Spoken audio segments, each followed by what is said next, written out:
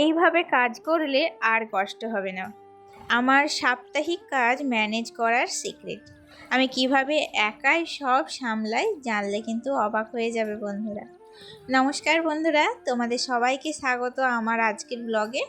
আজ আমি তোমাদের দেখাবো আমি কিভাবে সারা সপ্তাহের কাজগুলো আগেই গুছিয়ে রাখি, যাতে পরে আর এত চাপ না থাকে। প্রথমেই আমি সপ্তাহের কাজগুলো একটু প্ল্যান করে নিই, কোন দিন কি করব, কি আগে করে রাখলে সুবিধা হবে। আজকে যেমন দেখো, আকাশে প্রচুর পরিমাণ রোদ উঠেছে, আর এই রোদ কিন্তু যত বেলা বাড়বে ততই কিন্তু বেশি পরিমাণে তাপমাত্রাও বাড়বে। তাই আমি বলবো সকাল সকাল যত তুমি রোদের কাজগুলো করে নিতে পারবে তোমার কিন্তু ততই সুবিধা। এই গরমে রোদের মধ্যে কাজ করা কিন্তু প্রচুর পরিমাণে কষ্টকর।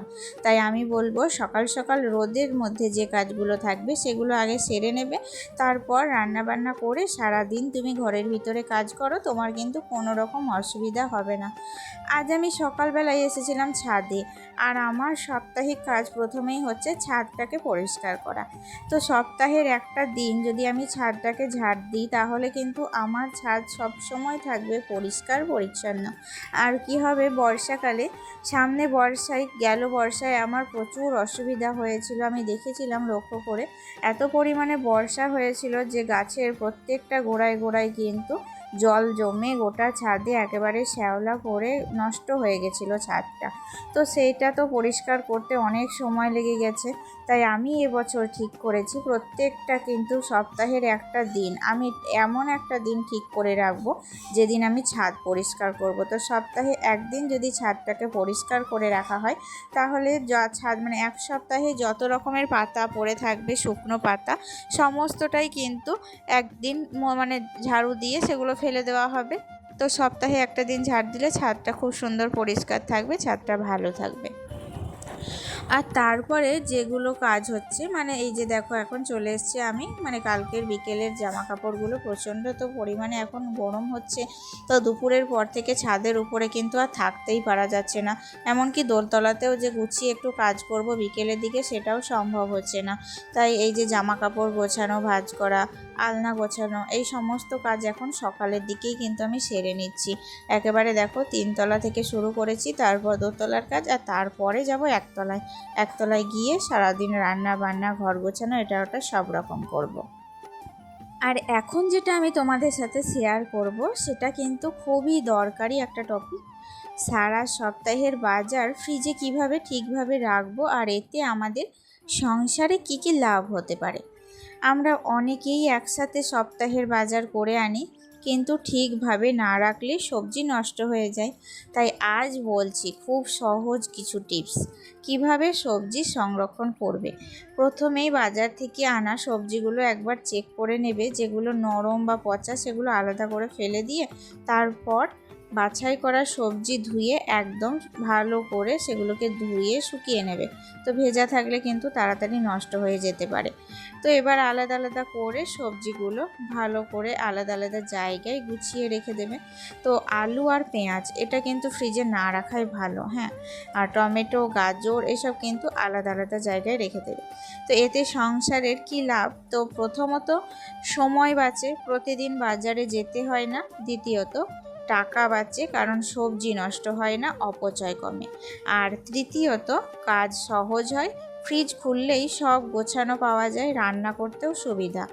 চতুর্থত পরিষ্কার পরিচ্ছন্নতা থাকে, সব কিছু অর্গানাইজড থাকলে মনও ভালো থাকে। আর সবচেয়ে বড় কথা, মানসিক চাপও কমে। তো প্রতিদিন কি রান্না করব সেই চিন্তা অনেকটাই কমে।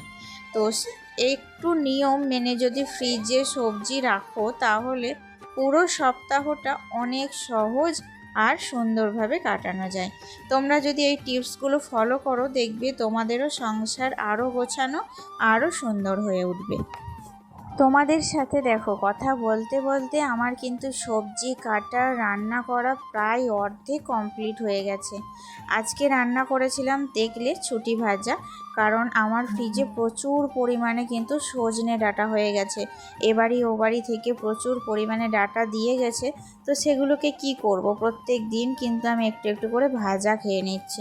প্রতিদিন তো আর সজনে ডাঁটার ঝোল খেতে একদমই ভালো লাগে না। আর ভাজাটা কিন্তু আমার শাশুড়ি মা পছন্দ করছেন কয়েকদিন থেকেই খেতে, তাই প্রত্যেক দিন একটু একটু করে ভাজা করছি। আর আজকে নিয়েছিলাম একটু খয়রা মাছ, তো খয়রা মাছের আম দিয়ে টক বানিয়েছি। এই হচ্ছে আজকের রেসিপি। আর তারপরেই চলে এসেছিলাম বেডরুমে। আজকে আর বেডরুমে জানলাটা খুলিনি, জানো তো বাইরে যা রোদের তাপমাত্রা, সত্যি মাথা ঘুরিয়ে দিচ্ছে পুরো। তো সেই কারণে দেখলাম জানলাটা আজকে বন্ধ থাক, কারণ রোদের তাপমাত্রা ঢুকে ঘরের তাপমাত্রাটাকে পুরো কিন্তু গরম করে দেবে। আর আমাদের কিন্তু নিচে তলাটা এখন প্রচুর ঠান্ডা, জানো তো আবহাওয়াটা সত্যি মানে ওপরে দোতলাটা হওয়ার জন্যই কিন্তু নিচের তলাতে এত ঠান্ডা পাচ্ছি, নয়তো কিন্তু আমাদের একতলা যখন ছিল প্রচুর পরিমাণে গরম, টিকতেই পারতাম না। তো যাই হোক, আমি কিন্তু সেই কারণেই আজকে জানলা খুলিনি। আর এখন বেড কভারটা একটু ঝেড়ে নিচ্ছি, চেঞ্জ করে নিচ্ছি। সকালে শুধু বিছানাটাই তুলেছিলাম, মানে বিছানাটাকে ঝাড়ার আর সময় পাইনি, জানো তো তাড়াহুড়ো করে অন্যান্য কাজ করছিলাম। আর এখন দুপুরবেলাতে দেখো এই কাজগুলো, ঘরের ভিতরের কাজগুলো আস্তে আস্তে করছি। তো বাইরে এখন রোদে মানে যেয়েছিলাম বাসন মাজতে, তো মাথা পুরো কিন্তু একদম গরম তেতে গেছে। তো তাই জন্য ঘরের ভিতরে একটু ঠান্ডার মধ্যে কাজগুলো করতে ভীষণ ভালো লাগছিল। আর আমার মাথার ওপর কিন্তু ফ্যান চলছে, মানে কাজও করছি এদিকে ফ্যানের হাওয়াও খাচ্ছি, দুটোই কিন্তু একসাথেই হচ্ছে। আর দেখবে যত গরম পড়বে তত ফ্যানের মানে স্পিডও কিন্তু কমে যাবে। আমার কিন্তু কেন যেটা হয় আমি বুঝতে পারি না, আমার সাথে এটাই হয়। আমার মনে হয় জানো তো, মানে যত গরম পড়বে ফ্যানের স্পিড কমে যাবে, মনে হয় স্পিডটা যদি আরেকটু বাড়তো তাহলে কত ভালো হতো, তাই না? তো এটা কিন্তু হয় না, আমি দেখেছি। আর দেখবে যখন শীত সময় মানে তখন কিন্তু ফ্যানের স্পিড প্রচুর, মনে হয় যে বাপরে এত স্পিড, একটু কম হলে ভালো হতো। তো যখন যেটা হয় তখন ঠিক তার বিপরীতটাই কিন্তু আমাদের সাথে ঘটে, এটাই কিন্তু আমরা দেখেছি পরীক্ষা করে আর কি। তো তারপরে দেখো এই বইয়ের তাকগুলোই এত পরিষ্কার করছি প্রতিদিন, আবার কিন্তু তাকটার গন্ডগোল করে দিয়েছে আমার হাজবেন্ড। সমস্তটা দেখো যেখানে সেখানে ঢুকিয়ে দিয়েছে, কোন ফাঁকে কোন বইটা রেখে দিয়েছে। আমি কি সুন্দর করে সিরিয়াল করে সাজিয়েছিলাম, মানে বড় থেকে ছোট, কিন্তু সবটা গন্ডগোল করে দিয়েছে। তো আবার আমাকে একদিন সবগুলোকে নামিয়ে তারপর আবার পরিষ্কার করতে হবে। এখন কিন্তু আমি ওই ধুলোগুলো একটু করে ঝেড়ে নিচ্ছি, ফুলদানিগুলো কিন্তু ধুলো পড়েছে, তারপরে বইয়ের ফাঁকে ফাঁকেও দেখলাম বেশ ধুলো পড়েছে, তাই ওগুলোকে একটু ঝেড়ে মুছে নিচ্ছি আর কি। আর এই ঝাড়াঝুড়ি করতে গিয়ে না আমার চোখে কিন্তু একটু ঝুল ঢুকে গিয়েছিল। তো তারপর আমি আবার জল টল দিয়ে দেখলাম চোখটা লাল হয়ে গিয়েছে। তো এই সমস্ত কাজ কিন্তু খুব মানে সাবধানে খুব করতে হবে। হ্যাঁ, যখন চোখে যদি একটু কিছু ঢুকে যায় সেইখান থেকে আবার চোখে ইনফেকশন হয়ে যেতে পারে, বিভিন্ন রকম সমস্যা হতেই পারে। তো যাই হোক, আমি তো তারপরে জলের ঝাপটা টাপটা দিলাম, তারপরে চোখটা একটু কমলো, তারপরে কিন্তু আবার কাজ করতে শুরু করলাম। মানে কাজটা যখন করতেই লেগেছি সেই কাজটার অর্ধেক করে নিয়ে একবারে গোটা ফুলফিলই করলাম, তাতে যতই অসুবিধা হোক আর কি। আসলে কি বলো তো, অনেক দিন হয়ে গেল না এগুলো পরিষ্কার করা হয়নি। সেদিন তো মানে ফ্লাওয়ার ভাস কয়েকটা ধুলাম, পরিষ্কার করলাম, আর কিছুটা কিন্তু এখনও অপরিষ্কার আছে। আর এই যে ছবিগুলোর ওপরেও বেশ ধুলো পড়েছিল, তো সেগুলোই একটু মোছামুছি করছিলাম এই আর কি। তারপরে কি বলো তো, এই যে বললাম তোমাদের যে আমার শোকেস আলমারির ভিতরে বাবুর বইয়ের তাকটাও একটু গোছানোর ছিল, কারণ বইগুলোও নোংরা হয়েছে, সামনে তো এক্সাম আসছে। এখন তো সব বইগুলো একটা একটা করে দরকার হবে, তো এই গন্ডগোলের মধ্যে না আর খুঁজেই পাচ্ছিলাম না, তাই জন্য দেখলাম বইয়ের তাকটা একটু ফ্রেশভাবে গুছিয়ে রাখি। আর এই দুপুরবেলার টাইমটাই আমার কিন্তু কাজ করতে ভীষণ ভালো লাগে, কি সুন্দর নিস্তব্ধ একটা পরিবেশ, মানে চারিদিকে কোনো চেঁচামেচি নেই, মানে সবাই যে যার মতো আর কি ঘরে ঘরে আছে। আর আমি কিন্তু সেই সুযোগে আমার এই যে সংসারের কাজগুলো সামলে নিচ্ছি। আর এই কাজগুলো করে রাখলে দেখবে প্রায় এক সপ্তাহ মতো নিশ্চিন্ত থাকা যায়। একটু মোছামুছি করা, একটু গুছিয়ে রাখা, এইগুলো যদি থাকে না তাহলে প্রতিদিন যে কাজগুলো সেগুলো কিন্তু নিশ্চিন্তে কমপ্লিট হয়। আর সংসারের আমাদের প্রতিদিনই তো কাজ একই রকম, তাই না? তো তার মধ্যেই একটু এক্সট্রা কাজ থাকে যেগুলো আমরা এক একদিন করি, একটু ডিপভাবে করি, একটু বেশি খাটুনি এক একদিন খাটি।